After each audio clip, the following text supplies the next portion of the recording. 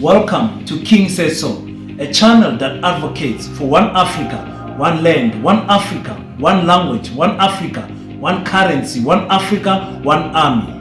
I wish to witness Africans all around the world united as one in our lifetime. Enjoy. What's up, ladies and gentlemen? It's your boy King 053, Mr. Easy Imaleneng, and we're back at it again. Ladies and gentlemen, it's been 2-3 days without posting anything. Very busy. I was preparing some young men who are fighting their first professional boxing match, so I had to give my attention to them, as some of them were struggling with weight cutting, and we had to drive to a different province. We're in Free State, in Rookville. We went to fight there, and we had fantastic results there. So that's why I was missing. But I want to cover quickly some African news before I cover other topics. There's been a lot that has been happening this week. Women's Day celebrations, Jacob Zuma being released, and a lot of news have been happening that grabbed my attention, but I couldn't make videos because your boy was busy. The attention was somewhere else. But if we go to African news, we see that in Niger, what I call ECOWAS has cut power supply to Niger. You remember there's that military that took over the president, and that took over the cabinet, that took over the country, basically. So as ECOWAS decided they want to cut the power supply, of which I think is Nigeria that was supplying Niger with electricity. They cut that power supply, and people are suffering because of that. Electricity is life. Small businesses, including big businesses, are spending a lot of money on generators, and it's survival of the fittest. If you can't afford, you're not going to be able to survive. So that is not nice to see what is happening in Niger. I'm going to be speaking a lot about Niger because a lot has been unfolding on in that country. So if we go to Sudan, it's amazing that South Sudan is so peaceful, but Sudan itself, more bodies have been discovered, buried in shallow graves. I think 2 weeks ago I reported like 84 bodies that were found in shallow graves, guys. A shallow grave is not even digging a grave, it's just taking sand and putting it on top of a body, basically.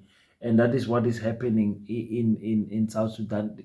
The war it's ongoing now, I think, for the fifth month or something like that. It's crazy that we as Africans have to suffer like this in our own hands. It's the same thing that is happening in Burkina Faso, Mali, and Niger. Is the same thing that is happening there, and also as a result of that, in Niger you find trucks that are holding cargo are being stuck at the borders. They can't get in, they can't get out. It's been 16 days now that truck drivers are standing at the border, and they can't go through. They're saying, listen, we want to come in, drop the merchandise, drop the cargo, and go back home to our families. But when it's time for war, it's time for war. Things like that don't really matter. And if we go back to Niger again, the construction of the 800 million Kandanji hydroelectricity project has been halted. It's been on a hold. The Chinese constructor said that it claims that most of its fund has been frozen. That is what happens when you try to fix an African country. Niger is trying to fix itself and be pro-African, but you're going to see external sanctions, external things happening to our countries in Africa because the unity is not there. Look how far they put Zimbabwe to its knees. Zimbabwe is still trying to find its way back up because of the sanctions that are there, and now a hydroelectronic project has stopped as something that is going to benefit the whole country has stopped because of these wars and because of sanctions that are happening in Niger. And then the Niger people are so angry, they went to the France, what do you call it? The France army base, military base, and they went there and said, "Listen, we want France out. We don't want to hear anything anymore. We want you people out. We don't like ECOWAS anymore. What ECOWAS is doing to our country is crazy." And I'm always on the side of people. I'm not all. I'm not. I don't care what the politicians say. I don't care what the army says. I care what are the people saying. If the army is shooting the people, for me, there's something wrong. If the president is allowing the police to shoot these people, then something is wrong for me. If your sanctions are hurting people, if the army of the France is hurting our people there, then I'm always in the side of the people. So I don't care what you can say. As long as the people are happy and they are saying France must leave their country, I'm standing with their people. I'm standing with the people. When we come back to South Africa, our former president, Jacob Gedleyihlekisi Zuma, was in prison for uh, two hours. He handed himself in the correctional service, and they let him out. And they say, "Listen, we're taking you out parole style." So that was what is happening. My favorite president of all presidents in South Africa. So I was happy to see those news. I was busy with the camp, and now let's go back to the sanctions and nonsense that is happening. The World Bank suspended the new loans that were supposed to go to Uganda. Uganda is supposed to get new loans from the World Bank. The World Bank is now playing moral player because of the laws of the LGBTQ in Uganda.